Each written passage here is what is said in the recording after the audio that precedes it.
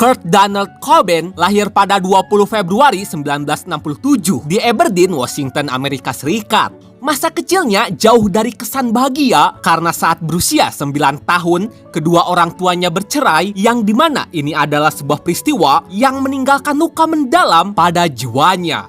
Dari catatan pribadi dan kesaksian sahabat-sahabat terdekatnya, Cobain merasa terbuang, kesepian, dan juga kehilangan arah. Ia tinggal berpindah-pindah, kadang bersama ayahnya, kadang bersama ibunya, bahkan kadang di rumah temannya. Pengalaman ini membentuk karakter Cobain yang rapuh, sensitif, sekaligus penuh pemberontakan. Di sisi lain, seni dan musik menjadi pelarian dari luka batinnya. Bisa dibilang Cobain suka melukis, menulis puisi, bermain gitar, dan merekam musik menggunakan kaset rekaman seadanya. Saat melakukan semua itu, Cobain merasa benar-benar hidup. Cobain juga sangat terpengaruh oleh musik punk rock. Band-band seperti The Melvins, Black Flag, dan terutama Pixies sangat mempengaruhi gaya bermusiknya. Pada akhir 1980-an, Cobain membentuk sebuah band bersama Chris Novoselic yang kemudian dikenal dengan nama Nirvana.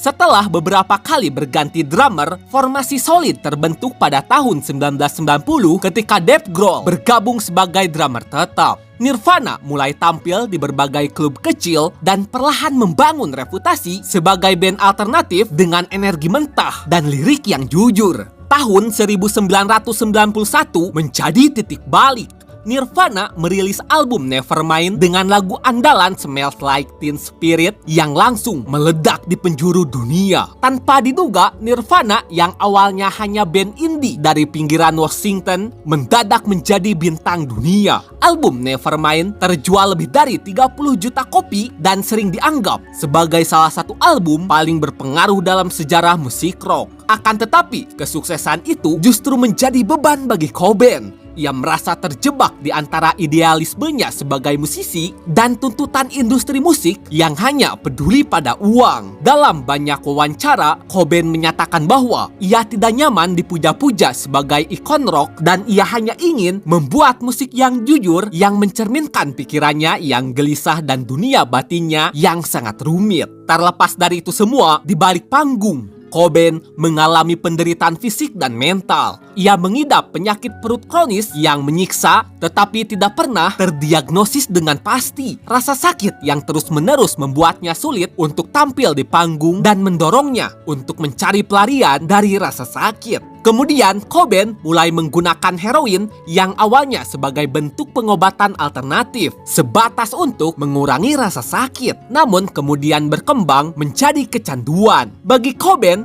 heroin memberinya kelegaan sementara dari rasa sakit baik itu fisik maupun batinnya. Selain itu, ia juga mengalami depresi berat dan gangguan kecemasan. Dalam catatan harian dan lirik-liriknya terlihat jelas betapa ia dihantui oleh rasa rendah diri, ketakutan akan kegagalan, dan kebencian terhadap citra dirinya yang dibentuk oleh media.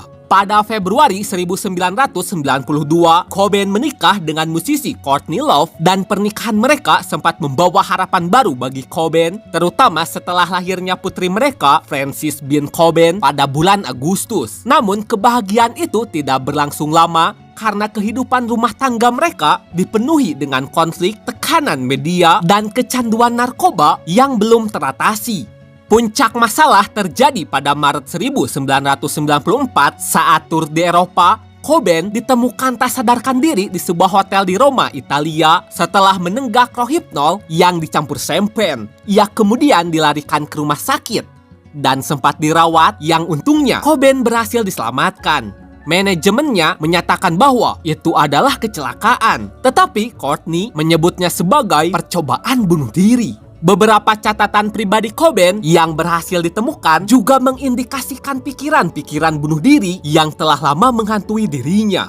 Singkat cerita, setelah kembali ke Amerika, Cobain masuk ke pusat rehabilitasi di Los Angeles. Namun ia tidak betah dan melarikan diri dari fasilitas tersebut hanya dalam waktu beberapa hari setelah masuk. Cobain kemudian terbang kembali ke Seattle dan mengurung diri di dalam rumahnya. Pada 5 April, Cobain yang saat itu berusia 27 tahun mengakhiri hidupnya dengan menembak kepalanya sendiri menggunakan sebuah senapan. Sebuah catatan bunuh diri ditemukan di dekat tubuhnya yang ditujukan kepada istrinya, putrinya, dan juga para penggemarnya. Tubuhnya sendiri baru ditemukan 3 hari kemudian, tepatnya pada 8 April, oleh seorang teknisi listrik yang datang ke rumah untuk memperbaiki sistem keamanan. Polisi Seattle secara resmi menyatakan kematian Cobain memang benar bunuh diri. Pernyataan ini didukung oleh hasil otopsi, uji balistik, dan catatan yang ditinggalkannya. Namun, kematian Cobain memunculkan berbagai teori konspirasi,